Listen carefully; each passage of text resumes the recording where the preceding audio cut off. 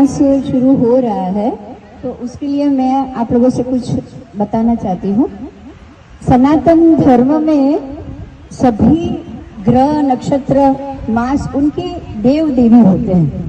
वहाँ कोई भी चीज नॉर्मल नहीं कही जाती। जैसे कि सूर्य है तो वो इंद्र है, चंद्र है तो वो भी इंद्र है, और 27 जो नक्षत्र है उसको दत्त प्रजापति की पुत्रियां जो देवी के रूप में कही जाती है। तो उसमें पार्वती जी भी आ गए और सती भी आ गए, सब वो भी देवी के रूप में है। तो इसी तरह से जो 12 महीने हैं सबकी 12 देवियां होती है। और 13वां अधिक महीना ऐसा तो है नहीं कि आज ही आया, अभी अभी कुछ समय पहले ही आया, तो पहले से आता है। तो जब भी लोगों के अंदर ये प्रवृत्ति थी कि अधिक महीना आया है तो उसमें हमको कुछ नहीं करना है, इसको एक्स्ट्रा गिनते थे, साइड में लगा दे। जैसे हमारे में कोई कैसे होते हैं कि 12 है तो 12 को ही देना है, 13वें को हम कुछ नहीं देते, ऐसे लोगों में ऐसा रिवाज होता है।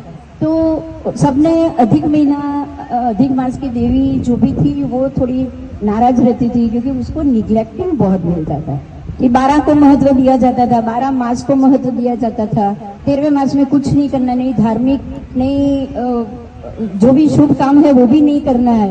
तो वो रोती रहती थी। जब भी आता था तो ये देव देवी की ये जो उन लोगों की भी जो सिस्टम होती है ना, उसमें उनको वो रोती रहती थी, उसको कुछ अच्छा नहीं लगता था।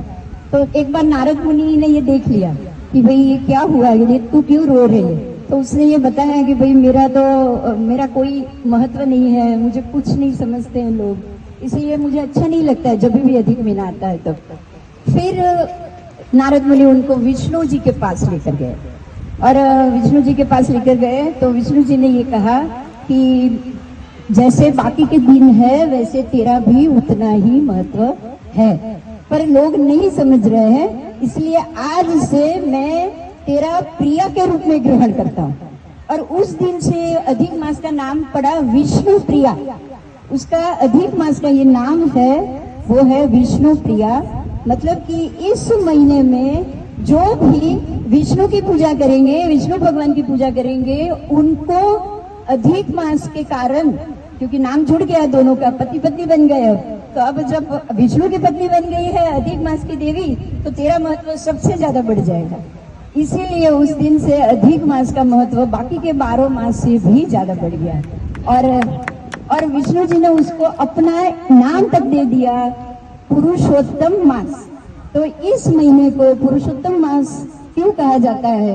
क्योंकि उस दिन विष्णु जी ने और अधिक मास की देवी दोनों पति पत्नी के रूप में सबके साथ में, सबके सामने आकर रहते हैं। तो ये तो बात हुई कि चलो ये अधिक मास की हुई। तो अब हम ये अधिक मास में बहुत सारी प्रोग्राम हो रहे हैं हमारे में, आज भी ये शुरुआत हुई तो बहुत अच्छा हुआ। इसके लिए जो 31 मई को मुझे मौका दिया है और मैं आपके सामने कृष्ण और अर्जुन उसका संवाद लेकर आ रही हूँ। जैसे ही कृष्ण जी ने मोक्ष मार्ग क्या है वो प्रारूपित करने के लिए पूरी भगवत गीता का पाठ किया हुआ है। मोक्ष मार्ग क्या है ये बताने के लिए पूरी भगवत गीता का पाठ किया हुआ है। और उसमें शंकर जी ने ये भी बोला था कि ये बहुत समय पहले सूर्य नारायण देव को बताने के लिए ये इस प्रकार से कुरुक्षेत्र में जो गीता पाठ हुआ था वो एक बार बहुत वर्षों पहले हुआ था, और मैं भी बहुत आतुरता से ये गीता पाठ सुनने के लिए तरस रहा हूँ, ऐसा शंकर जी ने भी बोला था। तो ये सारी घटना हम आपके सामने लेकर आएंगे। तो 31 तारीख को आप सब तैयार रहिए, क्योंकि हमको कुरुक्षेत्र में जाना है और अर्जुन और कृष्ण का संवाद भी सुनना है। मोक्ष मार्ग की पूरी जो व्यवस्था है वो जो भगवान कृष्ण ने बताई है वो हम आपके सामने प्रस्तुत करेंगे।